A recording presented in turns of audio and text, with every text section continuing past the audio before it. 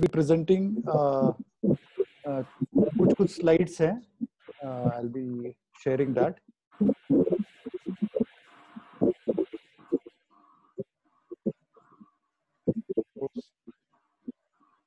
Disabled attendee screen.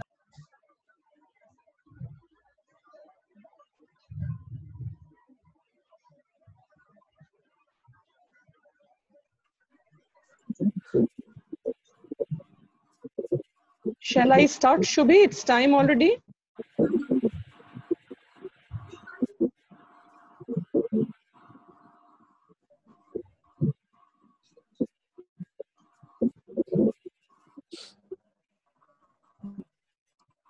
Yeah, Shubhi, shall I start?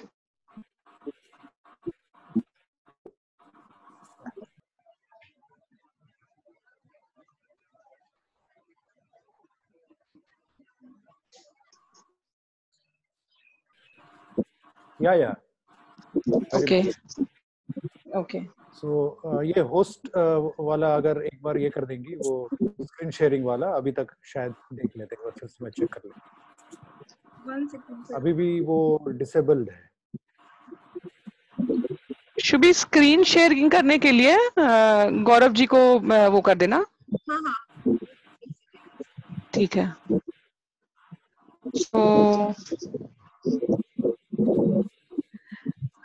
let me start now.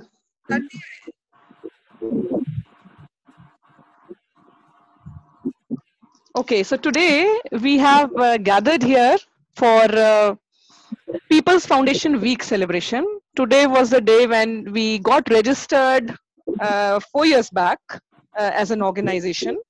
Before that, we had started working with a small group of volunteers, and the main issue which was looked after by us was what has gone wrong with Champa? What is it that Champa river needs to start flowing again as a river? So this was an issue which we started working on, and from there, this is the journey which we've had. We began as a disaster risk reduction practitioners, and we started looking at what is wrong with Champa, and there's a disaster waiting to happen. How can we correct that? So people's journey began there. Later, we are still on that.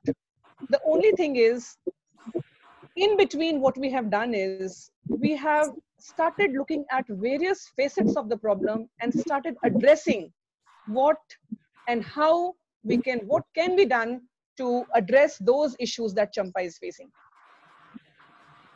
So,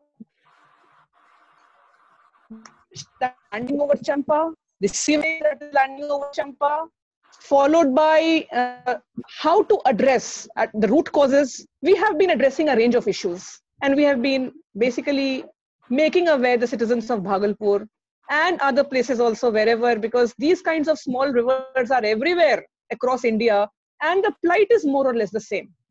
You will find that all small rivers are neglected, and it is being used as dump sites. All the cities or towns garbage, even the villagers, they also throw their garbage over the river. So this initiative of ours, we have tried our best to kind of bring the awareness that these rivers are equally important. And here in this case, in the case of Bhagalpur, these small rivers are not only important, what people feel that Ganga, clean water and whatever, it is not Ganga actually, and it is Champa. So basically, people's journey since its foundation has been centered around Champa, and centered around Champa. And excuse me, we hope to move forward in this. Through this webinar, what we are trying to do is people the Resilience Lab is working on, we are trying to bring to focus those issues. The first webinar, our resource person is Gaurav Anji, who works with, it's Tata Steel, right? And he's an environmentalist, and how I came to know Gaurav ji was through a Better India post where I saw that how he was managing garbage and he was upcycling it for various users. Over the time, through Facebook and through various other posts and all, I came to know what good works he has been doing. And the first thing that I thought for the People's Day webinar was to bring him in and to learn from him what all he does, because even people's initiatives are not as vast as what he is doing. We will learn from him what all he is doing. There are many things that he's doing, and I think his topic, Know Your Waste, summarizes all that. So over to Mr. Gaurav Anand. Thanks a lot, Rani ma'am. It's a pleasure, privilege to be here as a part of this endeavor. Like, it's your fourth foundation day today, and I'll be talking about waste, which is nobody wants to talk about. Like earlier, people didn't want to talk about toilets, but after some time, like when Swachh Bharat and other campaigns came into being, people started talking about toilet also. So there are so many taboos in the society which we are facing nowadays, and I'll be talking about waste on that. So starting with, I'll talk a bit about this time's World Environment Day's theme, which is celebrate biodiversity. That is time for nature. So what does it indicate? It indicates that whatever we have, whatever resources we have at present, for that, the biggest threat are us, humans. And if this continues, then planet 2 or planet B will have no human population like dinosaurs and other extinct living organisms, which we already know. So Corona is a Mahamari, and it is like a Bambari from nature to us. Okay. And they're taking revenge. Whatever harm we have done, we have polluted air, we have polluted water bodies, we have polluted soil. Through the waste we generate every day without fail.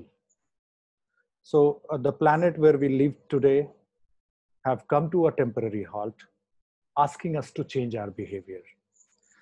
So environmental activities around the harm which I was talking about will be required to be done with more stringent checks in future.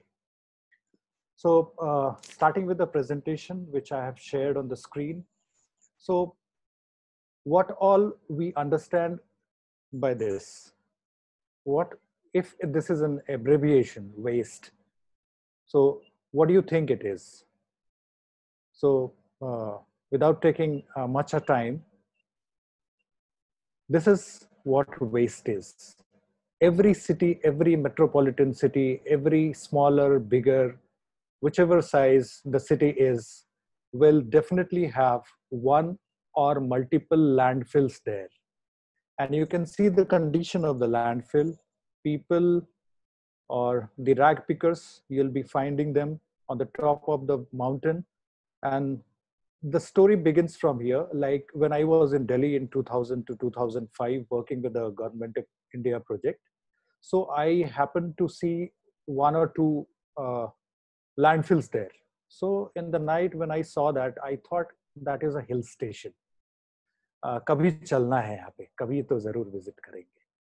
Then some days, after some days, like when my department, I was working with the environmental department, so they said कि चलते हैं एक बार, let's have a visit to the landfill site of Delhi and let's get some idea out of it, what to do about it. So the abbreviation which I was asking, it means, surprised to know when we were in villages. I have stayed in my village and I've studied in my village till class 7. and I have never found any landfill there. So when the people were not that much educated, they were staying in a village, they never used any landfill. Whatever waste they generated, they had an option for that.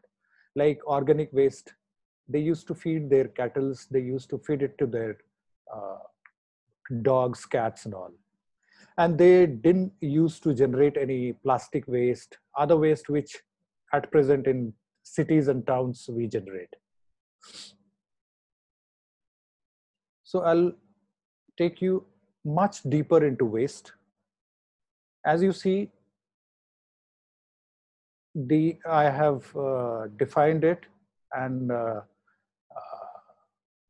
this is the size slide visible?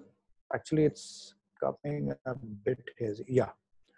So अगर आप municipal solid waste को देखते हैं तो इसमें पहले तो इसको सबसे पहले आज से हम लोग वेस्ट बोलना बंद करें, एंड इट्स अ रिसोर्स. आज से हम इसको रिसोर्स ही बोलें कि आज आपके घर से कितना रिसोर्स निकला. और इसमें अगर आप देखेंगे तो you'll have organics,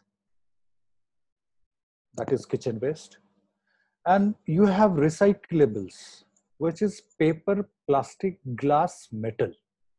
तो ऑर्गेनिक वेस्ट और पेपर, प्लास्टिक, ग्लास और मेटल को अगर आप एक साथ जोड़ेंगे तो आपको लगभग 85% ऑफ वेस्ट आपके घर का इसी में मिल जाएगा. तो हमारा मकसद ये है कि how to get cash out of trash.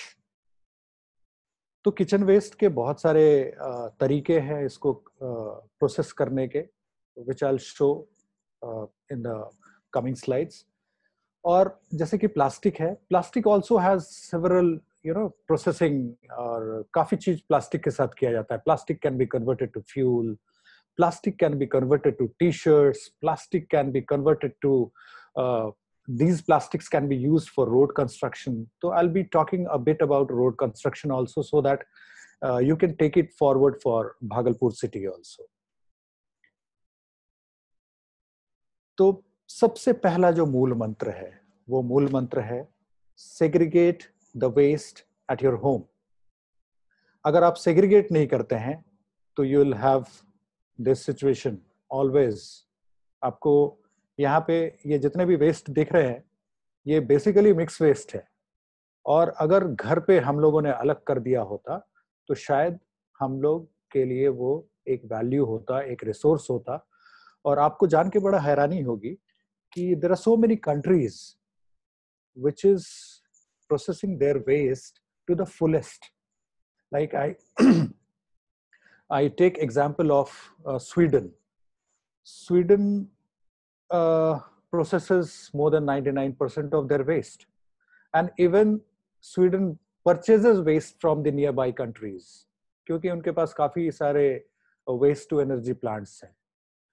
तो वो इतना कर पा रहे हैं, they are able to recycle, reuse, process 99% of their waste. केवल 1% या उससे कम they send it to landfill.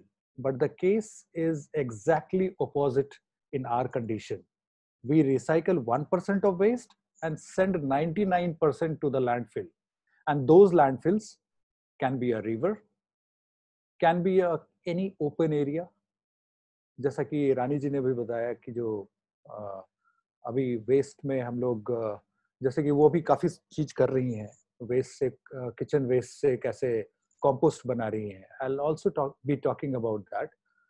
तो ये जो 2 bin 1 bag का कॉन्सेप्ट है, ये एक वेबसाइट है जहां से कि आप पूरा का पूरा ले सकते हैं कि कैसे हम वेस्ट को सेग्रीगेट करें सोर्स पे.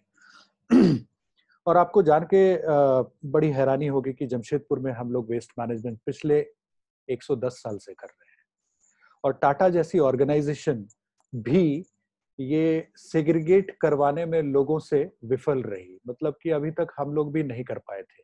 लेकिन लास्ट 3-4 साल पहले हम लोग बैंगलोर गए थे, और बैंगलोर की एक कंपनी है जिसका नाम है हसीरू दला, और हसीरू दला ने हमें इस 2 bin 1 bag से के कॉन्सेप्ट को इंट्रोड्यूस किया, और उसके बाद we started following it in Jamshedpur.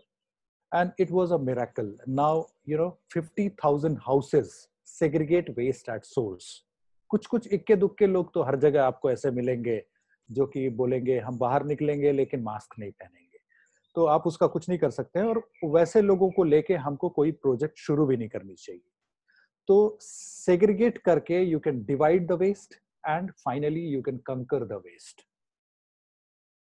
इस वेस्ट को तो हर कोई पहचानते होंगे कि केले का छिलका, अंडे का छिलका, जो भी सब्जियां आपके घर में निकलती हैं, आप इसी वेस्ट को कंपोस्ट में कन्वर्ट करते हैं. कंपोस्ट में कन्वर्ट करने के कई सारे तरीके हैं. मैं आपको ये दिखाता हूँ. ये जो ग्रीन बिन कंपोस्टर है, ये आपने देखा होगा भागलपुर में भी. ये बिन में भी आप कंपोस्ट बना सकते हैं. लेकिन मेरे तरफ से अगर आप एज अ एनवायरमेंटलिस्ट मेरे से पूछेंगे तो मैं हमेशा आपको बताऊंगा कि कोशिश करिए कि मिट्टी का बर्तन यूज करिए, क्योंकि मिट्टी का नेचर से काफी रिलेशन है.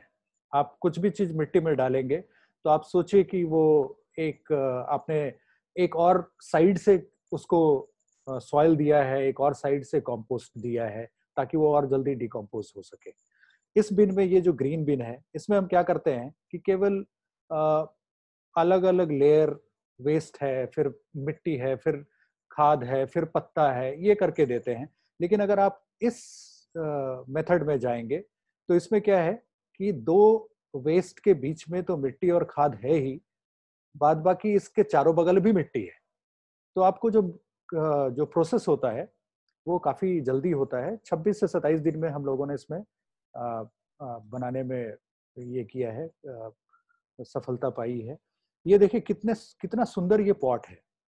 बैंगलोर की एक कंपनी है जिसका नाम है डेली डंप. तो वो ऐसे पॉट बनाती है, लेकिन काफी कॉस्टली होता है. अगर हम इसी चीज को लोकली, जो पॉटर हैं, जो कुम्हार हैं, अगर उनसे हम डेवलप करवाएं और पूरे भागलपुर में हम लोगों को कहें कि ये जो पॉटर हैं, ये जो पहले केवल मूर्तियां बनाया करते थे, अभी वो आपको 200-250 रुपए में एक ऐसा सेटअप देंगे जो कि आप लगातार यूज कर सकते हैं अपने घर के कचड़े को खाद में कन्वर्ट करने के लिए. तो एक इसके लिए भी लाइवलीहुड हो जाएगा. जो पॉटर मूर्ति बनाने के बाद, यानी कि जब जब पूजा का समय होता था, that time only he was active. Now he will be in a mission जो कि पूरे शहर के लिए एक बहुत बड़ा वरदान हो सकता है.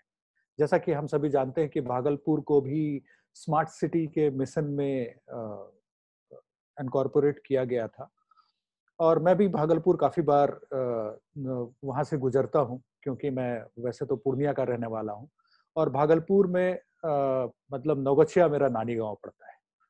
तो मैंने देखा यहाँ पे कि एक स्मार्ट सिटी का जो परिकल्पना है, एक जो विजन है, उसमें हमें अभी बहुत टाइम लगेगा, क्योंकि हमारे बेसिक्स ही राइट नहीं है.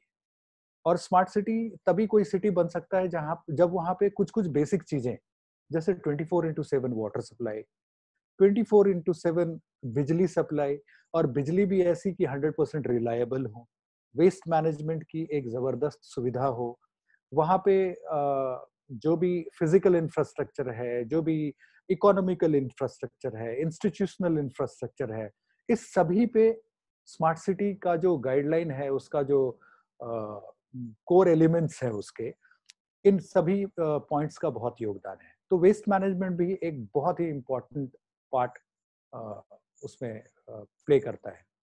तो गमले में बड़ा ही आसान होता है खाद को बनाना. आप देख सकते हैं कि आप इसमें वेस्ट डालिए, मिट्टी खाद मिला के, नहीं भी मिला के दे सकते हैं, क्योंकि ये एक नेचुरल प्रोसेस है. इसमें हमको और आपको एज अ बैक्टीरिया इस पर्टिकुलर गमले में जाना नहीं पड़ता है.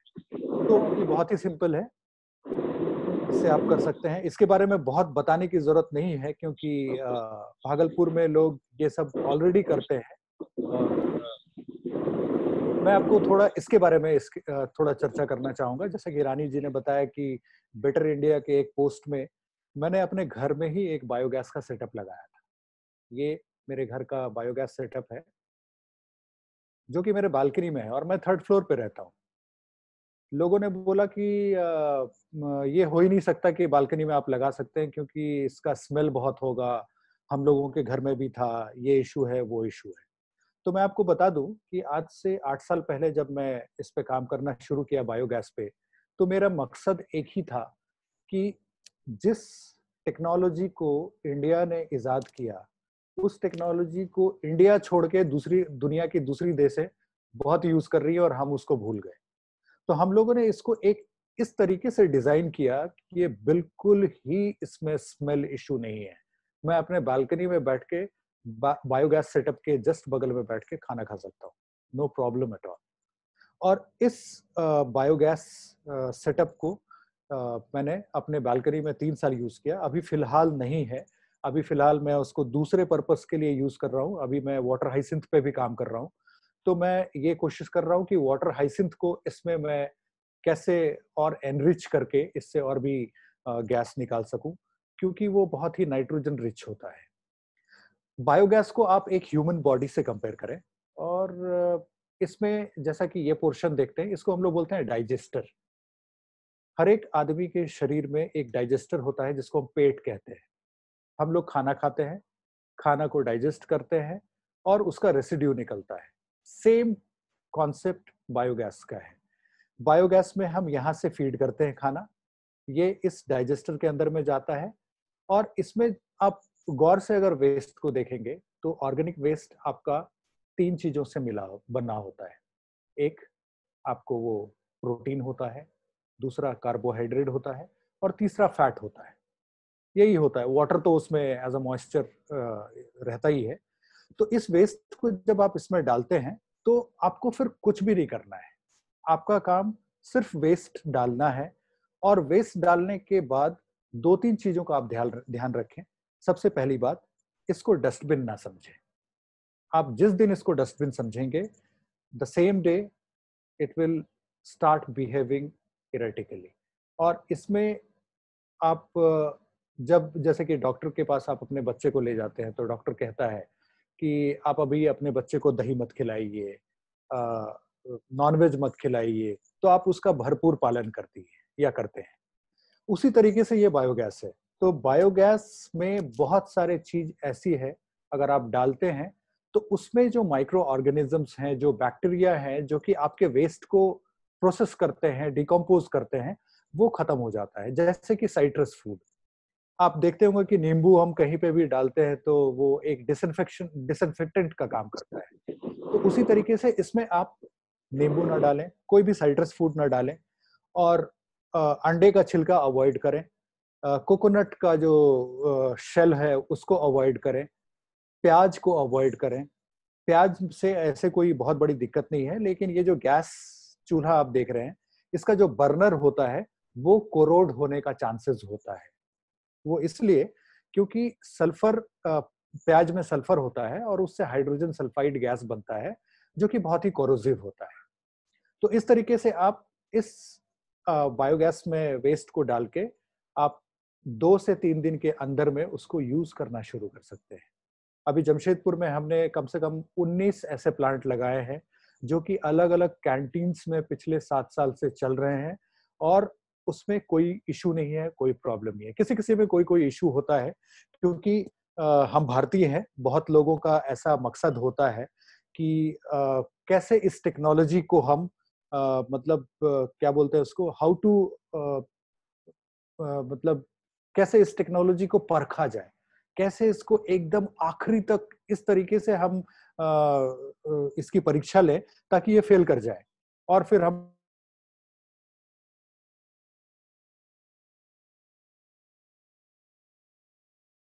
तो आप यकीन मानिए कि आपको एलपीजी सिलेंडर खरीदने की कोई जरूरत नहीं है।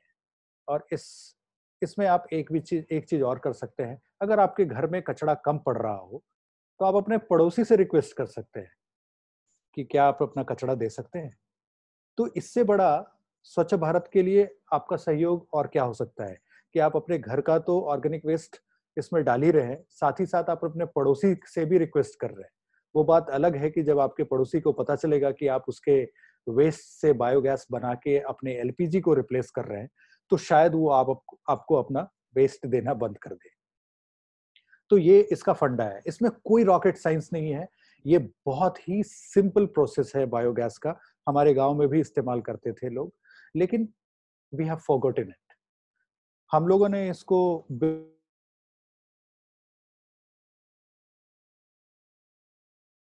देखेंगे कि ब्राजील, यूरोपियन कंट्रीज के बहुत सारे ऐसे कंट्रीज हैं जहाँ पे कि वहाँ पे लोग बायोगैस को एज अ फ्यूल यूज करते हैं, fuel for the transportation vehicles, municipal solid waste के लिए जो भी व्हीकल्स यूज होते हैं वो रन होते हैं इस बायोगैस पे। इंडिया में भी कुछ दिन पहले एक कलकत्ता का बस इस पे चला था, लेकिन अभी का scenario I will be happy to answer that. अभी हम इस वेस्ट से एक दूसरे वेस्ट की ओर चलते हैं। दूसरा वेस्ट है प्लास्टिक वेस्ट। प्लास्टिक वेस्ट एक बहुत ही मैं आपको अपना बैकग्राउंड बताऊं कि मैं 2000 ईस्वी में वेस्ट पे काम करना शुरू किया था, और उस समय मैं नदियों से काफी जुड़ा था। मैंने उज्जैन में शिप्रा नदी, मंदसौर में शिवना नदी और रीवा की नदियों से मैंने उस नदियों के प्रोजेक्ट में था। तो मुझे देख के बड़ा आश्चर्य लगता था कि जो नदियां जो है प्लास्टिक से पूरा मतलब कवर्ड है। मतलब कई कई जगह पे ऐसा लगता था कि जहाँ पे कि ये नदी नहीं नाला है, और वो बिल्कुल इस टाइप का दिखता था। तो हम आपको जस्ट इसका एक प्रोसेस फ्लो बताते हैं कि आप अपने शहर में जगह जगह पे इस तरीके के लिटर्ड प्लास्टिक वेस्ट देख सकते हैं। और ये लिटर्ड प्लास्टिक वेस्ट, आप इस पिक्चर को देख के आप समझ पा रहे होंगे कि इसका क्या क्या फाइनल रिपरकशन हो सकता है, इससे क्या खामियाजा भुगतना पड़ सकता है। पहला तो ये जो जानवर इस प्लास्टिक में बंधी हुई कचड़े को खा रही हैं, उससे उसके अंदर इंटेस्टाइन में चोकेज हो सकता है और उसकी जान भी जा सकती है। तो एक तो ये जानवर के लिए खराब है, दूसरा नालियों के लिए खराब है, तीसरा अगर आप बरसात के सीजन में देखेंगे, ये प्लास्टिक अगर यूं ही पड़ा हुआ है और इसमें अगर वाटर मतलब पानी जम गया, तो ये डेंगू, मलेरिया, येलो फीवर, बहुत सारे बीमारियों को जन्म दे सकता है, क्योंकि इसमें मॉस्किटो ब्रीडिंग हो सकती है। अभी आपने हाल में देखा होगा कि पटना में एक बाढ़ आया था, तो उस बाढ़ का भी रीजन यही प्लास्टिक एक्यूमुलेशन था। ड्रेन को जब हम क्लीन करते हैं जिसमें प्लास्टिक भरा होता है, तो कुछ ऐसा दिखता है ये। तो ड्रेन चौकेज में बहुत बड़ा योगदान प्लास्टिक का है। तो हम क्या करते हैं कि से कलेक्ट करवाते हैं, उसको एक कॉस्ट देते हैं। आप सोच लीजिए कि हम अगर जिस तरीके से न्यूज़पेपर, हम में से कोई भी न्यूज़पेपर अपने डस्टबिन में नहीं फेंकता है। उसका एक ही रीजन है, because we get value out of it. At the end of the month somebody comes to our house, some kabadi wala, and purchases that newspaper and gives us some money, जो कि बहुत ज्यादा नहीं है, 10 रुपए में किसी का कुछ नहीं होता है, in return। तो हम क्या करते हैं कि उस न्यूज़पेपर को, जिसका वैल्यू कुछ भी नहीं है, को भी हम नहीं फेंकते डस्टबिन में, and we wait for the person to come to our house at the end of the month और at the end of the week. तो हम उसको बेचते हैं। उसी तरीके से प्लास्टिक का भी किया जा सकता है। हम प्लास्टिक को, पूरे रॉ प्लास्टिक वेस्ट को इस तरीके से कलेक्ट करते हैं पूरे शहर में, और उसके बाद उसको थोड़ा सेग्रीगेट कर लेते हैं। सेग्रीगेट इसलिए करते हैं कि प्लास्टिक की थैली में हो सकता है कि लोहे का कील हो, कुछ मेटल हो, तो वो जब हम इसको श्रेडिंग करते हैं इस मशीन में, जो कि बहुत सस्ता मशीन है, प्लास्टिक श्रेडर इसको बोलते हैं, तो उसमें उसके ब्लेड को खराब कर सकता है। इस वजह से हम यहाँ पे सेकेंडरी सेग्रीगेशन यहाँ पे करते हैं। जब प्लास्टिक को हम श्रेड कर लेते हैं, तो वो कुछ ऐसा दिखता है, बिल्कुल छोटा छोटा 2 mm के साइज में आ जाता है। और जितना वॉल्यूम आप प्लास्टिक का इस बोरियों में देख रहे हैं, वो श्रेड करने के बाद 1/5 हो जाता है। मतलब अगर सोचे कि यहाँ पे 100 बोरियां रखी हैं, तो जब हम इस श्रेडेड वेस्ट प्लास्टिक को रखेंगे, तो वो 20 बोरियों में ही समा जाएंगे। अब इसी श्रेडेड प्लास्टिक वेस्ट को हम डायरेक्ट जहां पे भी रोड बन रहा हो, वहां पे एग्रीगेट के साथ मिक्स करते हैं, और वो एग्रीगेट जब उस पे लैमिनेट होता है प्लास्टिक, तो कुछ ऐसा दिखता है, इस कलर में, थोड़ा डार्क कलर में आ जाता है। अब हम इसको आपको थोड़ा और सिंप्लीफाई करके बताते हैं कि कैसे ये टेक्नोलॉजी सिमिलर है, जैसा कि हम घरों में खाना बनाते हैं उससे। तो हम खाना बनाने के लिए क्या करते हैं कि सबसे पहले कढ़ाई चढ़ाते हैं गैस चूल्हे पे, और जब कढ़ाई गर्म हो जाती है तो उसमें हम थोड़ा सा ऑयल डालते हैं। ऑयल डालने के बाद उसमें हम कट वेजिटेबल्स और जितने भी आलू परवल जो भी होता है उसको हम उसमें डालते हैं और उसको थोड़ी देर फ्राई करते हैं। फ्राई करने के बाद क्या होता है कि पूरा का पूरा जो वो सब्जी का टुकड़ा है वो ऑयल से लैमिनेट हो जाता है, पूरा उसमें चारों बगल ऑयल ऑयल लग जाता है। इसी तरीके से हम ये जो गिट्टी है, पत्थर जिसको हम एग्रीगेट भी बोलते हैं, इसी तरीके से हम इसको 160 डिग्री पे गर्म करते हैं। और ये आप समझ लीजिए कट वेजिटेबल है, ये जो गिट्टियां हैं। सबसे पहले कढ़ाई में आप सोच लीजिए कि हम श्रेडेड प्लास्टिक डालते हैं और उसमें गिट्टी को डालते हैं और उसको हम भूनना शुरू करते हैं। जब भूनते हैं तो ऑब्वियसली है कि वो उसमें प्लास्टिक लैमिनेट हो जाएगा, कोट हो जाएगा, तो वो इस तरीके का कलर दिखता है। किसी भी चीज में आप अगर प्लास्टिक का लैमिनेशन कराते हैं तो आप सोच सकते हैं कि अगर आप उसको बरसात में भी खुले में छोड़ दें तो उससे उसको कोई हानि नहीं है।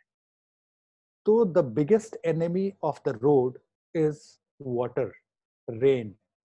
तो जब किसी भी चीज में अगर वाटर रोड में परकोलेट नहीं कर पाएगा, since the aggregates are laminated, तो आप सोच सकते हैं कि सड़क का लाइफ जो है वो कितना बढ़ सकता है। ये सड़क हमने 2011 में जमशेदपुर में बनाई थी और ये सड़क अभी भी ज्यों का त्यों है। ये लगभग 9 साल कंप्लीट हो चुका है और इस सड़क में अभी तक कोई पॉटहोल्स नहीं है, जबकि पहले ये हर 3 साल में बनता था और हमको कॉन्ट्रैक्टर को पैसा देना पड़ता था। एक और बात, इसमें कोई भी कॉन्ट्रैक्टर इस चीज को बनाने के लिए बिल्कुल राजी इसलिए भी नहीं होता है, वो चाहता है कि ये सड़क बार बार टूटे और उसे बार बार उस चीज का टेंडर मिले, ताकि बार बार उसके जेब में भी पैसा जाए और भी इस पूरे मुहिम में जो जुड़े हैं उनके भी पास पैसा पहुंचे। तो ये उस सब चीज के खिलाफ और उसके से अलग ये एक मुहिम है जिसको अगर हर शहर अगर अपनाए तो वाकई में ये एक उस शहर के सड़क के लिए वरदान हो सकता है। मुझे याद है कि मैं जब भी भागलपुर से गुजरता हूँ और जब जो स्टेशन के पास वाला जो पुल है वो क्रॉस करके जब भागलपुर सिटी में पहुंचते हैं और टुवर्ड्स जो हमारा ब्रिज है गंगा सेतु, उधर जब जाते हैं तो बीच में सड़क की स्थिति इतनी खराब है और हमेशा वो कभी बनती भी है तो बारिश में वो खत्म हो जाती है। तो मेरा हमेशा ये उसमें रहता है कि जो क्यों नहीं हम यहाँ पे प्लास्टिक रोड बनाते हैं। और प्लास्टिक रोड बनाने में भी कोई ऐसा नहीं है कि जो हमको जर्मनी से कोई साइंटिस्ट को बुलाना पड़ेगा। ये बिल्कुल इंडियन टेक्नोलॉजी है और हम लोग इसको बिल्कुल आराम से कर सकते हैं। बहुत बड़ा कोई इसमें हमने आपको उस टेक्नोलॉजी को बताया कि how easy it is to do. तो इससे क्या क्या इशू सॉल्व होता है ये मैं आपको दिखाता हूँ। इस प्लास्टिक सड़क को जो आप रोकते हैं, बनाते हैं, तो बहुत लोगों के जहन में एक सवाल आता है कि जरूर ये कॉस्टली होगा थोड़ा। तो आपको बता दें कि ये नॉर्मल कन्वेंशनल रोड से it is 50,000 cheaper if you construct 1 kilometre of road जो कि 4 मीटर चौड़ी हो। मतलब समझ लीजिए 4000 स्क्वायर मीटर का सड़क का एरिया है और उसको अगर आप बनाते हैं तो उसमें आप 1 टन प्लास्टिक को मिला सकते हैं। और सड़क में एक नेचुरल रिसोर्स भी लगता है जिसको हम अपने क्षेत्रीय भाषा में अलकतरा कहते हैं और उसको हम लोग बिटुमिन कहते हैं। तो ये बिटुमिन एक नेचुरल रिसोर्स है जो कि एक पेट्रोलियम प्रोडक्ट है। तो जब हम उस सड़क को प्लास्टिक की सड़क बनाते हैं तो हम क्या करते हैं कि 1 किलोमीटर में जहां हम 10 टन बिटुमिन यूज करते, वहां 9 टन बिटुमिन यूज करते हैं और उसके जगह पे हम ये जो श्रेडेड प्लास्टिक है 1 टन मिलाते हैं। तो 1 टन कचड़ा आपने 1 किलोमीटर सड़क के अंदर में डाल दिया। मतलब the plastic which was on road you have now put it in road. तो वो प्लास्टिक आपके सड़क के अंदर चला गया और एक बार सड़क के अंदर चला गया तो आप देखें कि यहाँ पे हमने 1 टन बिटुमिन सेव किए। 1 टन बिटुमिन का दाम है 50,000 रुपया और उसकी जगह पे आपने शहर का वो कचड़ा जो कि पूरे शहर के लैंडस्केप को डॉट कर रहा था और पूरे शहर के नालियों को जाम कर रहा था, वहां के जानवरों को प्रॉब्लम कर रहा था, आपने उन प्लास्टिक मतलब कि एक न्यूसेंस को आपने एक बून में कन्वर्ट किया। तो आप इस यहाँ पे देख पा रहे होंगे कि इसमें हम 3 चीज को सेव करते हैं। सबसे पहला सेविंग है हमारा कॉस्ट। 1 किलोमीटर सड़क बनाइए, 50,000 रुपया कम खर्च लगेगा आपको। दूसरा सेविंग करते हैं बिटुमिन। 1 किलोमीटर में हम 1 टन बिटुमिन कम यूज करते हैं। और तीसरा हम एनवायरनमेंट को बचाते हैं।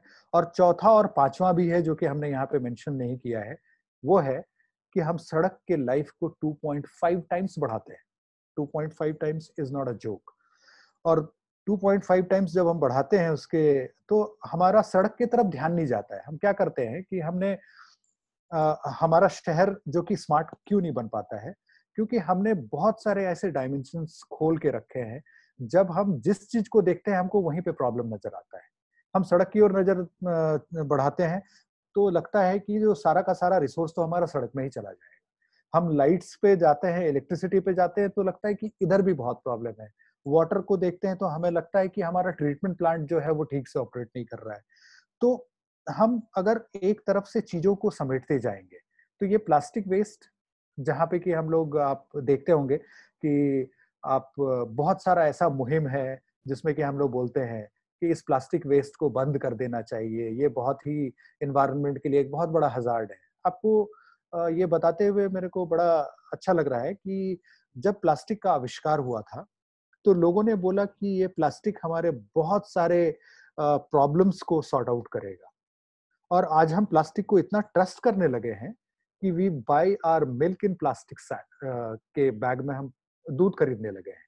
और प्लास्टिक सर्जरी होती है हॉस्पिटल्स में। बहुत सारे, आप एक हॉस्पिटल में जाइए, एक पेशेंट को देखिए, उस पेशेंट के चारों बगल जितने भी कनेक्टर पाइप्स हैं, जितने भी आप जो मिल्क का, जो उसका ब्लड का जो उसका कंटेनर है, जो वाटर जिससे उसको हम स्लाइन चढ़ाते हैं उसका जो कंटेनर है, एवरीथिंग इज प्लास्टिक। तो हम प्लास्टिक को गाली दे रहे हैं। हम सुबह अपना जो शुरुआत करते हैं वो शुरुआत करते हैं एक प्लास्टिक के ब्रश से।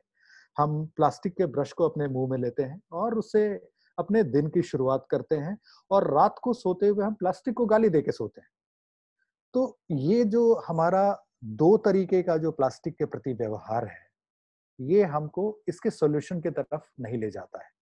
ये एक तरीके से समझ लीजिए तो ये जो हम बोलते हैं ना कि प्लास्टिक को बैन कर दो, एक रैली निकाल देते हैं, ये नेतागिरी है। ये इसका टेक्नोलॉजी से कोई वास्ता नहीं है। जबकि अगर हम ये देखें कि plastic is a wonderful material, it has everything human wanted to see in a packaging material. और इसमें सब कुछ है। हमने क्या किया कि हम लोगों को यूज करने आया नहीं, हम यूज कर नहीं पाए और हमने प्लास्टिक को दोष देना शुरू कर दिया। तमाम मैं काफी नगर पालिकाओं से भी शुरू से बहुत जुड़ा रहा हूँ। तो मैंने देखा कि हर जगह मेरे से लोग बोलते हैं कि जो गौरव जी एक हेल्प करिए कि कैसे हम प्लास्टिक को बैन कर पाए शहर में, उसके लिए कुछ बताइए। मैं उनको यही बोलता हूँ कि आप किसी भी दुकान में आंख मूंद के चले जाइए, भले ही वो आपके मोहल्ले का दुकान हो, आपके मोहल्ले का, आपके शहर में कोई मॉल हो। आप उस मॉल में, दुकान में मेरे को कोई भी एक ऐसा आइटम फोटो लेके भेजिए जो कि which is not wrapped in a plastic packaging material. तो जब वहां पे आ रहा है तो वो जाएगा कहाँ पे? हम खरीदेंगे तो हमारे घर में आएगा। एक तरफ आप वहां पे बेच रहे हैं और दूसरी तरफ हमको बोल रहे हैं प्लास्टिक को बैन करिए। तो प्लास्टिक को बैन नहीं करना चाहिए, प्लास्टिक को हमको जुडिशियसली यूज करने आना चाहिए। तो वो ही उसका उपाय है। अभी जमशेदपुर में भी हमने एक हमारे टीम के एक सदस्य हैं जिन्होंने जब देखा कि हम लोग इतना सारा कुछ कर रहे हैं तो वो बोले कि झारखंड में, बिहार में पेपर रिसाइकलिंग का कोई इंतजाम नहीं है। तो पेपर रिसाइकलिंग के लिए क्या करें? क्यों ना हम जमशेदपुर के पूरे न्यूज़पेपर्स, जितने भी कॉरपोरेट के पेपर्स हैं, वेस्ट पेपर्स, उनको कलेक्ट करें और बदले में हम उनको पैसा ना दें। हम बदले में उनको A4 शीट्स दें, व्हाइट, जो कि हम खुद एक पेपर रिसाइकलिंग करने के बाद जो वो बने, वो हम उनको दें। तो ये एक 360 डिग्री रिसाइकलिंग हो जाएगा जिससे कि पर्यावरण का कल्याण होगा आने वाले टाइम में। बहुत लोगों के जहन में ये सवाल हो सकता है कि प्लास्टिक को जब हम सड़क में मिलाते हैं तो उससे बहुत ही टॉक्सिक गैस निकलेगा। तो मैं उसका जवाब देना चाहता हूँ कि प्लास्टिक को जब हम 215 डिग्री से ज्यादा पे गर्म करते हैं तो उससे डाइऑक्सिन और फ्यूरॉन मिलता है जो कि कार्सिनोजेनिक होता है। लेकिन यहाँ पे जब हम सड़क बनाते हैं तो we use 160 degree and 170 degree centigrade as a temperature, and we do not burn plastic over here, we just mix it we just mix it so that it gets laminated। जैसे आप कढ़ाई में तेल डालते हैं ना, तो हम लोग उसमें उसको बर्न नहीं करते हैं, बर्न तो वो नीचे से होता है, वो केवल उसका कंटेनर गर्म होता है। तो उसी तरीके से इसमें भी उसका कंटेनर गर्म होता है, लेकिन हम प्लास्टिक में डायरेक्ट कोई आग नहीं लगाते हैं, प्लास्टिक जलता हुआ नहीं दिखता है। तो जब तक प्लास्टिक जलेगा नहीं तब तक उससे वो ऑब्नॉक्सियस गैसेस, वो टॉक्सिक गैसेस नहीं निकलेंगे। आपके जस्ट एक जानकारी के लिए कि 1 टन प्लास्टिक बैग, प्लास्टिक चूंकि बहुत वॉल्यूमिनस होता है, 1 टन प्लास्टिक बैग का मतलब होता है 10 लाख कैरी बैग। तो आप समझ सकते हैं कि आप 1 किलोमीटर सड़क में 10 लाख कैरी बैग को उसके अंदर डाल रहे हैं। तो इससे आप इस प्रॉब्लम को सॉर्ट आउट करते हैं। ये कई सारे मैगजीन्स में भी देखेंगे हम लोगों ने, मतलब एस अपडेट, ये आर्किटेक्चर, कंस्ट्रक्शन और इंजीनियरिंग की देश की एक जानी मानी मैगजीन है, इसमें भी हम लोगों ने इसमें फीचर हुए हैं। और आप केवल मेरा नाम लेके और गूगल में टाइप करेंगे प्लास्टिक रोड, तो आपको बहुत सारे ऐसे आर्टिकल्स मिल जाएंगे। और ये मुहिम हमने शुरू किया था, एक्चुअली मैं साउथ इंडिया में भी रहा हूँ काफी साल। तो मैं साउथ इंडिया में जब था तो मैं वहाँ पे देखा कि वहाँ पे प्लास्टिक रोड की काफी मांग है, डिमांड है, लोग चाहते हैं कि उनके यहाँ बने। तो मैंने उस टेक्नोलॉजी को जब समझना चाहा उस समय, तो काफी कॉम्प्लेक्स लगा। तो मेरे को लगा कि ये बहुत तोप चीज है, ये तो हो ही नहीं सकता है। तो जब हम जमशेदपुर आए और एक टाटा जो है, एक समझ लीजिए कि एक म्युनिसिपल कॉर्पोरेशन है जिसमें कि we provide all the services and utilities under just one umbrella. आप सरकारी हिसाब किताब में अगर देखेंगे तो पीडब्ल्यूडी सड़क बनाने के लिए है, पीएचईडी आपको पानी के लिए है, जो आपका म्युनिसिपल कॉर्पोरेशन है वो वेस्ट मैनेजमेंट के लिए है।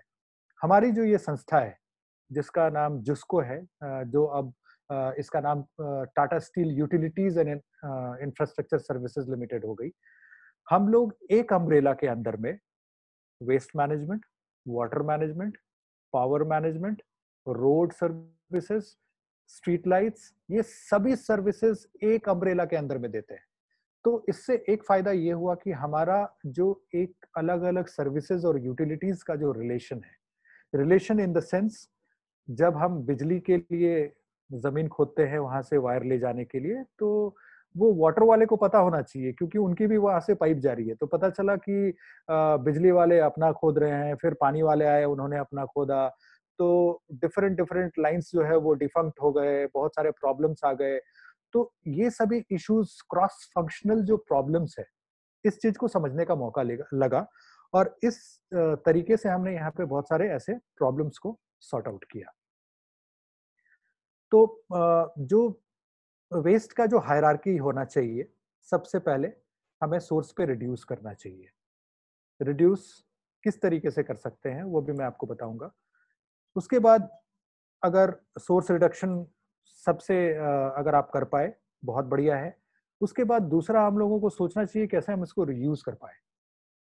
फिर तीसरा है रिसाइकलिंग, फिर है रिसोर्स रिकवरी, फिर है इंसिनरेशन, और लास्ट प्रेफर्ड, जो लीस्ट प्रेफर्ड जो हमारा ऑप्शन है वेस्ट डिस्पोजल के लिए, दैट इज लैंड फिलिंग, जो कि अभी अगर अभी के हिसाब किताब में आप देखेंगे तो ये जो पिरामिड है ये बिल्कुल अपोजिट है। ये सोर्स रिडक्शन नीचे आएगा और लैंड फिलिंग ऊपर जाएगा। इस तरीके से हम अपने हिसाब किताब में अपने शहर का ख्याल रख रहे हैं। तो इसमें क्या है कि आप उस चीज को रिड्यूस कर सकते हैं जो कि आपको चाहिए, मतलब बिना उसके आप नहीं कर सकते। आपको उस चीज को रिफ्यूज करना चाहिए जो आपको जरूरत नहीं है। हम कई बार क्या करते हैं कि कोई हमको अगर कुछ देता है तो हम कहते हैं हाँ ठीक है दे दो, जबकि हम मन ही मन ये जानते हैं कि इसकी तो मेरे को जरूरत नहीं है, हमारे पास तो ये चीज बहुत सारा है, हम लेके अपने घर में जमा करके क्या करेंगे? तो हम रिफ्यूज नहीं करते। तो रिफ्यूज करने हमें सीखना चाहिए। दूसरा है रिड्यूस करना चाहिए, जो कि हमको चाहिए। हमको वो चीज रीयूज करना चाहिए जो हम वाकई में कंज्यूम करते हैं हर रोज।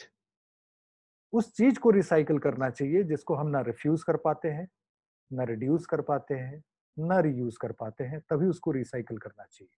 और ग्रीन वेस्ट जितने हैं उसको हम किचन में कैसे रॉट कर सकते हैं, तो कैसे उसमें हम कन्वर्ट कर सकते हैं, तो इस पे ध्यान देना चाहिए। तो अगर अगर और भी समय है तो मैं आपको कुछ और भी दिखा सकता हूँ, लेकिन मेरे को लगा कि ये 240 तक का टाइम है, तो अभी 247 नहीं, हो go रहा है। ahead. Go ahead. Yeah. Ji, okay. So I'll be now talking about a different perspective, जो कि हमने sorry, wait, stop share screen। हम लोग एक मुहिम से जुड़े थे जिसका नाम था मिशन गंगे, और ये मुहिम ऐसा था जिसने कि हम में से कई लोगों की जिंदगी को बदला है, और मैं भी उसका जीता जागता उदाहरण हूँ। इसमें टोटल हम लोग 40 लोग थे, और हमारी जो यात्रा थी वो शुरू हुई थी हरिद्वार से, और हम लोग पटना तक आए थे थ्रू वाटर। कोई हमने सड़क का इस्तेमाल नहीं किया था, और हम लोग 1500 किलोमीटर रिवर राफ्टिंग करते हुए, और हमारे साथ कई ऐसे लोग थे जो कि आप लोग जानती होंगे, हमारी लीडर थी बछेंद्री पाल। तो बछेंद्री पाल, प्रेमलता अग्रवाल, हमारे साथ 8 एवरेस्टर थी, इंक्लूडिंग बछेंद्री पाल। 5 आईआईटियंस थे, 2-3 रुड़की के प्रोफेसर थे, चूंकि रुड़की हरिद्वार के बगल में है, तो वो लोग भी काफी सारा रिसर्च कर रहे हैं गंगा पे। और फिल्म मेकर थे, और आपने सीआईडी एक सीरियल देखा होगा, तो सीआईडी को जिसने शूट किया था वो हमारे साथ था। उसके बाद आरजे थे कई जो कि हमारे साथ थे, और काफी सारे एजुकेशनिस्ट, तो पूरा मिला के हम लोग 40 लोग थे, 20 मेल 20 फीमेल। तो हम लोग एक जेंडर डाइवर्सिटी का भी एक संदेश लेके हरिद्वार से पटना तक पहुंचे। तो हम लोग क्या होता था कि जो ये जितने भी हमारा रूट था, हरिद्वार, बिजनौर, फर्रुखाबाद, नरोरा, कानपुर, वाराणसी, हम लोग हर जगह पे रुकते थे। और इस पूरे मुहिम को शुरू करने से पहले हमने मतलब कि we were fortunate enough to meet our prime minister Narendra Modi, और वो भी उनके घर पे 45 मिनट के लिए उन्होंने अपने घर पे हम लोगों को समय दिया था। वो जो दिन था बड़ा ही ऐतिहासिक था, और जब हमने उनसे पूछा कि आपका वेस्ट मैनेजमेंट से क्या तात्पर्य है, आप क्या समझते हैं, तो उन्होंने जो एग्जाम्पल्स दिए, हम लोग जितने लोग देख रहे हैं, हम लोग को सभी लोगों को पता है कि वो बहुत एजुकेटेड नहीं है, उनकी बहुत मतलब गहरी शिक्षा नहीं है, जिससे कि वो हम लोगों को इसमें कुछ एक्स्ट्रा बता पाए जो कि आईआईटियंस और प्रोफेसर्स नहीं जानते हो। लेकिन आपको जान के बड़ा आश्चर्य होगा जब उन्होंने बोला कि आप वेस्ट मैनेजमेंट का मतलब ये है कि पहले जब हम लोग घरों में कपड़ा खरीदते थे तो बड़े भाई का कपड़ा छोटा होता था तो छोटा भाई पहनता था, छोटे भाई का कपड़ा जब छोटा होता था तो वो पोछा बन जाता था। तो इससे बढ़िया और क्या एग्जाम्पल हो सकता है। तो हम लोगों को ये बात अंदर तक घर कर गई, और हम लोगों ने फिर इस पे काफी सारे काम किए, और उन्होंने और भी चीज बताया कि बोले, उन्होंने कहा कि आप जिस जिस शहर से गुजरे वहां पे 3 दिन रुकें, और 3 दिन रुक के वहां पे जितने भी स्कूल्स हैं, जितने भी कॉलेजेस हैं, जितने भी वहां पे घाट्स हैं, सब पे कंट्रीब्यूट करें। तो हम लोगों का मकसद ही था कि घाट को क्लीन करना, उसके बाद स्कूल्स में मिलना, कॉलेजेस में जाके लोगों को इकट्ठा करना, और वहां पे एक ग्रुप फॉर्म करना जो कि हमारे जाने के बाद, क्योंकि हम तो वहां पे 3 दिन रहने वाले हैं, और 3 दिन के बाद तो उन्हीं को देखना है, तो कुछ इस टाइप का एक माहौल बनाना जिससे कि वो लगातार चलता रहे। तो काफी अच्छा चला, और हम लोगों ने पूरे रास्ते में लगभग 55 टन कचरा इकट्ठा किया, और 75,000 से ज्यादा स्टूडेंट्स को हमने कवर किए। आईआईटीज, बीएचयू और कानपुर में आईआईटीज ने भी बहुत हमारा साथ दिया। फिर हमारे साथ कई सारे एक्सपर्ट जुड़ते गए रास्ते में। वो लोग अपने राफ्ट से थे, वो सरकारी लोग थे, क्योंकि उनको मालूम था कि हम लोग प्रधानमंत्री से मिलके आए हैं, तो हम लोगों को एकदम शाही इज्जत मिल रही थी हर जगह पे। जिस भी घाट पे पहुंचते थे वहां के डीसी और वहां के एसपी पहले ही माला लेके तैयार होते थे उस घाट पे, और सबसे पहले तो सबको वो माल्यार्पण करते थे और उसके बाद फिर हम लोग अपने काम पे निकलते थे। तो बहुत ही अच्छा एक अनुभव था। और जबकि हम लोगों में आप जानते होंगे कि जो बचेंद्री पाल और ये लोग इतनी डिसिप्लिन्ड हैं और इनके वैल्यूज इतने हाई हैं कि ये लोग कोई भी फेवर नहीं लेते किसी से। और हम लोग भी बीच-बीच में हम लोगों को ऐसा लगता था कि मैडम के चलते हम लोग को भी थोड़ा कम ना ये करना पड़े। तो हम पहले दिन क्या हुआ था, हरिद्वार से जब बिजनौर की ओर निकले तो शाम को जब 5:30-6 के बीच में अंधेरा हो गया और हम लोग नदी के बीच में ही खो गए। पांचों राफ्ट अलग-अलग जगह पे, कोई किसी को नहीं देख पा रहा है। बिल्कुल अंधेरा, हमको मालूम नहीं है वहां से 20 किलोमीटर बिजनौर है, हम जा नहीं पाए। तुरंत वो सब जगह खबर चला गया क्योंकि बिजनौर में हम लोगों को वो एक्सपेक्ट कर रहे थे कि हम लोग शाम में पहुंचेंगे, डीसी एसपी सब पहुंचे हुए थे, लेकिन हम लोग बीच रास्ते में गंगा मैया के मतलब बिना किसी तट पे हम लोग वहां पे परेशान थे। एनडीआरएफ की टीम ने बचेंद्री मैम को फोन किया कि मैम आप अपना जियो लोकेशन भेजिए, हम अभी पूरी टीम को वहां पे भेजते हैं राफ्ट से। मैम ने कहा कि हम लोग बिल्कुल सुरक्षित हैं, आप बिल्कुल चिंता मत करिए, हमारे काम का हिस्सा ही है एक्सपीडिशन।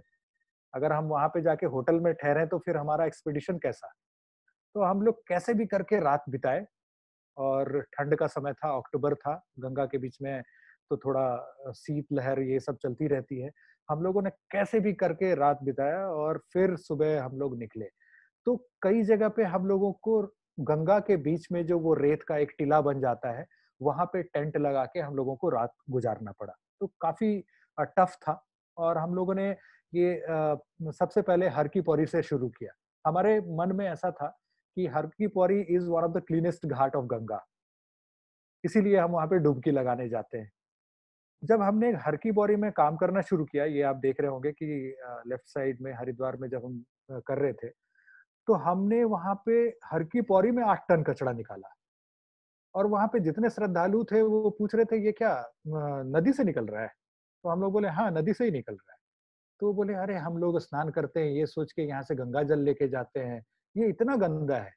तो हम लोग यही बोले कि ये हम ही लोगों की आस्था है कि हम लोग पता नहीं किस आस्था के तहत ये करते हैं कि जो अपना जितना भी कपड़ा होता है, जो हम नदी के किनारे जब नहाने आते हैं, किसी किसी का मुंडन हो या कुछ हो, तो हम कपड़ा को नदी में बहा देते हैं या नदी के किनारे छोड़ देते हैं।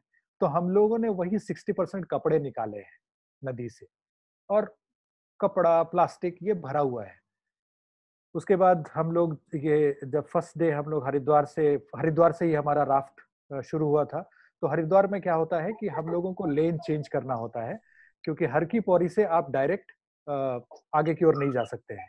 वहां पे बीच में एक ब्रिज है और ब्रिज को क्रॉस करने के बाद वहां से आप राफ्टिंग शुरू कर सकते हैं। तो कई सारे जगह पे डैम्स आए जहाँ पे कि हम लोगों को राफ्ट को बाहर निकालना होता था और फिर डैम के बाद हम लोगों को राफ्ट को यूज करना पड़ता था। हम लोग अपने साथ एक मशीन भी लेके गए थे। ये जो आप वाटर क्वालिटी का जो मशीन देख रहे हैं, ये एक्चुअली मेरा एक इंटरेस्ट का बहुत फील्ड है और मैं इंटरनेट ऑफ थिंग्स में और डिजिटलाइजेशन पे भी काफी उस पर शौक रखता हूँ। तो ये मेरा ही डेवलप किया हुआ एक डिवाइस है जिससे कि आप इसको पानी के अंदर में इसके जो प्रोब्स हैं, जो सेंसर्स हैं उसको डालेंगे और ये पूरा का पूरा सोलर से चलता है, तो आपको बैटरी वगैरह की जरूरत नहीं है। आप जैसे ही डालेंगे with in 20 seconds it will tell you how much oxygen is present in the water, what is the pH level of the water. So by knowing pH level and the dissolved oxygen in water, you can आप बहुत सारे चीजों का अनुमान लगा सकते हैं कि उसमें एक्वेटिक लाइफ कैसा होगा, उसमें ये क्या पीने योग्य है, ये नहाने लायक है, इस तरीके के बहुत सारे मुहिम। उसके बाद नदी में हम लोगों ने बहुत सारे ऐसे जगह पे सीवेज टैपिंग देखे। और बछेंद्री मैम ने तो खुले में वहाँ के डीसी को और वहाँ की जो सरकार थी उनको खुले में एकदम बोलती थी कि जो आप लोग इतने बड़े समस्या को देखते हुए भी अपनी आंख को बंद किए हुए हैं, अगर आप लोग आंख बंद करेंगे तो ये तो ऐसे ही नाला जगह जगह से गंगा में जुड़ता रहेगा और आने वाले समय में गंगा नदी नहीं एक नाला का रूप ले लेगी। तो इस तरीके से इनडिस्क्रिमिनेट जो डंपिंग है, जो रिवर साइड क्रेमेटोरियाज है, एक चीज बड़ा खराब लगा हम लोगों ने जब रिवर में फ्लोटिंग बॉडीज को देखे, डेड बॉडीज। तो वो हमारे लिए एक बहुत ही मतलब अलार्मिंग एक सिचुएशन था कि हम राफ्ट से गुजर रहे हैं और हमारे बगल में एक डेड बॉडी वहाँ पे फ्लोट कर रही है। ऐसे कई सारे डेड बॉडीज हमको रास्ते में देखने को मिले, जो कि जिससे कि ऐसा लगा कि एक तो क्रेमेटोरिया की बहुत कमी थी रास्ते में, और क्रेमेटोरिया थी भी तो जो गरीब लोग हैं वो उसको अफोर्ड नहीं कर पाते थे। तो ये एक बहुत बड़ी समस्या थी, ये जो क्रेमेटोरिया का जो प्रॉब्लम है। हम लोगों ने हर जगह गंगा आरती में हिस्सा लिया, और मतलब एक तरीके से देखा जाए, शुरू में जब हम लोगों ने स्टार्ट किया था तब हम लोगों को ऐसा लगा था कि हम मजा करने जा रहे हैं। लेकिन फर्स्ट डे जब हम लोगों ने हर की पौड़ी में, गंगा में, हरिद्वार में सफाई किया और उसके बाद जब हम लोग वहां से चले, तब पता चला कि एक्सपीडिशन क्या होता है और ये कितना टफ है, और बछेंद्री मैम का जो डिसिप्लिन है वो उसका लेवल क्या है। वो हम लोगों को 5 बजे बोलती थी कि 5 बजे सुबह आपको घाट पे रहना है, और 9 बजे तक बिना कुछ खाए पिए आपको सफाई करनी है। 9 बजे के बाद फिर उसके बाद 9 बजे के बाद ऐसा नहीं है कि हम लोग का काम हो गया। 9 बजे के बाद वापस जहाँ पे रुके हैं जाइए, स्नान करिए, और उसके बाद हमारी जो 40 की टीम है वो 4 भाग में डिवाइड होती थी, और हम लोग 4 स्कूल में जाते थे। एक स्कूल में खत्म हुआ, फिर वो 4 टीम दूसरे अलग 4 स्कूल में। तो ऐसा हमारा रात को 8:30 9 बजे तक चलता रहता था। तो ये पूरा 1 महीना परिवार से दूर रह के, वो भी मतलब इतना सारा सब चीज करके, इसने लाइफ का एक अलग एक्सपोजर दिया। और हम लोग रास्ते में, आपको मालूम होगा कि एक बीच में एक स्टॉर्म आया था जिसका नाम था तितली। तो हम लोग तितली में भी फंसे थे, और ये उसका एक वीडियो है जो कि आप देख पा रहे हैं।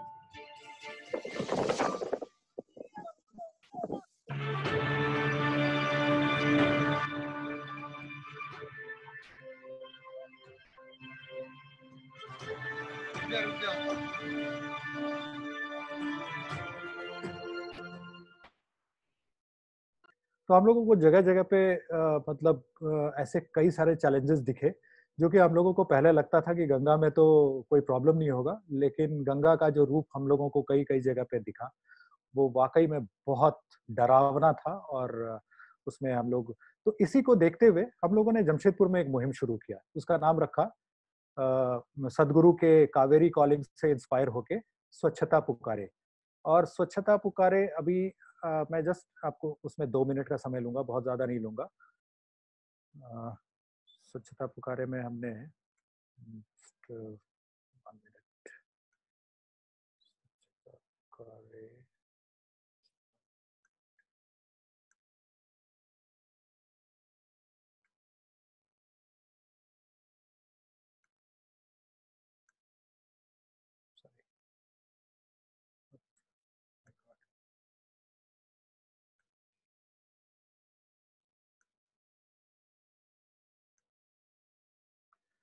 ये हमारा प्लान 2020 है, जिसमें कि हम लोगों ने अ, अभी ये हमारा आत्मयत्तो वृद्धि विनाशो, ये हमारा स्लोगन है।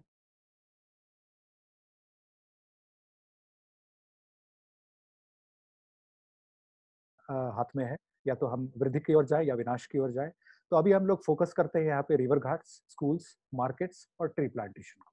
और इस मुहिम में हमने पूरे शहर में अभी, जस्ट आपको मैं एक गो थ्रू इसके करता हूँ। और ये इनिशिएटिव बिल्कुल सस्टेनेबल है, इसमें हमारा 1 रुपया भी खर्च नहीं हुआ है अभी तक।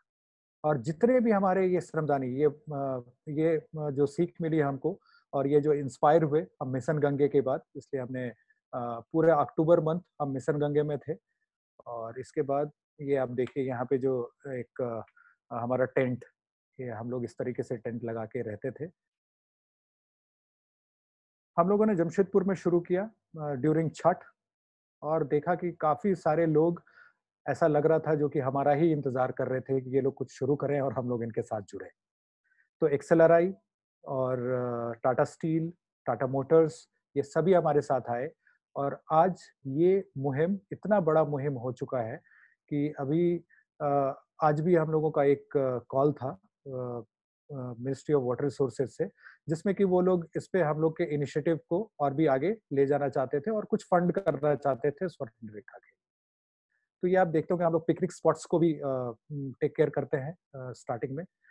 ये हम लोग मार्केट में अवेयरनेस करते हैं थ्रू पैम्पलेट्स। पहले तो क्लीन करते हैं जम के, जो भी लोग हम लोग पहुंचते हैं। ये देखिए, हमारी टीम में आपको ऐसे-ऐसे लोग मिलेंगे जो कि काफ़ी एनर्जेटिक और फिटनेस फ्रीक्स हैं। मतलब कि जितनी भी ये लेडीज़ देख रही हैं आप, ये सभी मतलब फिटनेस पे बहुत ध्यान रखती हैं, और जितने भी लोग हैं सभी, और कोई भी अनएजुकेटेड लोग नहीं है। होता ना कि जो आपने कुछ मुहिम शुरू किया, कुछ लोग ऐसे जुड़े जिसकी वजह से आपको बंद करना पड़ गया। तो हमारे साथ कुछ वैसा नहीं है। सभी लोग जागरूक हैं, और हम लोगों ने जहाँ-जहाँ पे भी इस मुहिम को छेड़ा है, उससे हम लोगों को काफ़ी उसमें इम्प्रूवमेंट आया है। ये देख सकते हैं आप। हम लोग कई-कई बार ऐसा हुआ है कि एक नदी के घाट पे 550 लोग तक जुड़े हैं, और 550 लोग, जब मैं शुरुआत इस चीज़ का किया था, तो मेरे को ऐसा लगता था कि जो ये फेल हो जाएगा, और हमारे साथ 5 साल से लेके 85 साल तक का बच्चा है। मतलब बच्चा नहीं, 85 साल तक के ही लोग हैं। तो आप देखिए कि जो कैसे वो बाबा, जिन्होंने देखा कि हम जब सफाई कर रहे हैं तो हमसे आके जुड़े। कोई-कोई बच्चा ऐसा होता है जिसको देख के सड़क पे कोई खड़ा आदमी ऐसा देखता है, जैसे कि सबसे पहले वाले फ़ोटो में देखिए आप, एक बच्चा उसमें वेस्ट डाल रहा है। तो कुछ लोग वहाँ पे देख के, खड़े होके देख रहे थे कि ये बच्चा, इस बच्चे को क्या समझ में आ रहा है कि ये क्या कर रहा है? तो भैया ऐसा है कि अगली बार से हम भी आएँगे। इस बच्चे को कुछ नहीं मालूम है और ये कर सकता है, तो हम क्यों नहीं कर सकते? तो हम लोग इस तरीके के मुहिम, और हमारा साथ देने के लिए जितने भी जो भी वेस्ट ट्रांसपोर्टेशन के लिए व्हीकल्स होते हैं, वो हमको फ़ोन करके बोलते हैं कि सर, आप लोग का कचरा अगर उठाना बंद हो गया होगा तो हम लोग गाड़ी भेजें? तो कोई भी इसमें सहयोग करने को तैयार हो जाता है। हम लोगों को कभी फ़ोन नहीं करना पड़ता है कि भैया गाड़ी भेज दीजिएगा म्युनिसिपैलिटी का या यहाँ से, ताकि हम लोग का कचरा चला जाए। हम लोग ये बोलते हैं कि कचरा इकट्ठा कर चुके हैं, वहाँ पे बोरे में रख दिए हैं, जाके उठा लीजिएगा। That's all. क्योंकि ऐसा नहीं है कि जो ये कचरा जो साफ कर रहे हैं, तो इससे हमारा ही भला होगा। ये लेडी आप देख रही होंगी बीच में, 2 लेडी हैं, उसमें एक लेडी जिनका कि सामने हाथ में बोरा है, वो हमारी एक तरीके से समझ लीजिए कि मेंटर है, और इसको मतलब लीड मैं कर रहा हूँ, लेकिन इनका बहुत सपोर्ट है। इनका नाम है प्रेमलता अग्रवाल। प्रेमलता अग्रवाल पद्मश्री हैं, और इन्होंने पूरे सभी कॉन्टिनेंट के सभी समिट को अ, ये किया हुआ है, कंकर किया हुआ है। एवरेस्ट चढ़ी हुई हैं, और एवरेस्ट तब चढ़ी, ये जब इनकी दोनों बेटियों की शादी हो चुकी थी। तो आप समझ सकती हैं कि जो फिटनेस के मामले में इनका लेवल क्या होगा। नाउ शी इज़ 58, और अभी इनका एक ग्रुप है जिसका नाम है बियॉन्ड फिटनेस। मैं भी उसमें क्लासेस करता हूँ, और ये सुबह 6 बजे से साढ़े 7 बजे तक एक सेशन होता है। फिर 8:30 बजे से 10 बजे तक सेशन होता है। फिर इवनिंग को 4 बजे से 6 बजे तक सेशन लेती हैं, और ये कंप्लीटली पूरा उसमें प्राणायाम, योगा और जितने भी एरोबिक्स हैं, सब कुछ करती हैं, और इस तरीके से वो करती है। तो आप देख पा रहे होंगे कि हम लोगों ने इस बार, पहली बार था ऐसा जमशेदपुर में, जो कि हम लोगों ने एक ऐसा मुहिम छेड़ा, जिससे कि इस बार जमशेदपुर में एक भी मूर्ति का विसर्जन नदी में नहीं हुआ, और इसको हम अब पूरे टीम के लिए सबसे बड़ी उपलब्धि मानते हैं। ये देखिए बच्चे, हम लोग ट्री प्लांटेशन कर रहे हैं, और डिफरेंट डिफरेंट संस्था, मैंने कहा कि हमारा सस्टेनेबल है बिल्कुल ये मुहिम। हर कोई हमसे बात करता है कि जो हम 100 पेड़ लेके आना चाहते हैं और आपसे जुड़ना चाहते हैं। हम बोलते हैं बिल्कुल आइए। कोई भी सफाई करने आता है तो हमारा आप फेसबुक में भी मैसेज देखेंगे, हम यही बोलते हैं कि सफाई करने इतने तारीख को इतने बजे आइए, और ध्यान रखिए अपना ग्लव्स, अपना मास्क, अपना बोरा साथ में लाइए। तो हमें क्या खर्चा पड़ा? कुछ भी नहीं। तो सब कोई लाते हैं अपना, और हम लोग प्लॉगिंग भी करते हैं। देखिए इस प्लॉगिंग में ये 2 अक्टूबर को हमने प्लॉगिंग किया था। इसमें हमारे साथ पूरे शहर के कई लोग जुड़े और इसको हमने काफी अच्छे तरीके से किया। और ये देखिए, हम लोग मूर्ति को विसर्जन नहीं होने दे रहे हैं। और हम लोगों को पहले ये डर था कि लोगों से लड़ाई करना पड़ेगा, और एक बार अगर भीड़ से लड़े तो फिर वो क्या हाल होगा आप जानते हैं, कि जहां आप लोगों के श्रद्धा को चोट करेंगे तो फिर लोग आपको बुरी तरह से चोट करेंगे। तो हम लोगों ने उनको अलग तरीके से समझाया और वो समझे। और हम लोगों ने एक आप सबसे राइट मोस्ट साइड में देखेंगे कि जो लोग अपना जितना भी मूर्ति से जो भी चीज निकलता था उसको एक साइड में जमा करते थे। और देखिए बच्चे हमसे कैसे जुड़े हैं। ये सीड बॉल हमने 10 दिन में 1 लाख सीड बॉल बनाया, 1 लाख पेड़।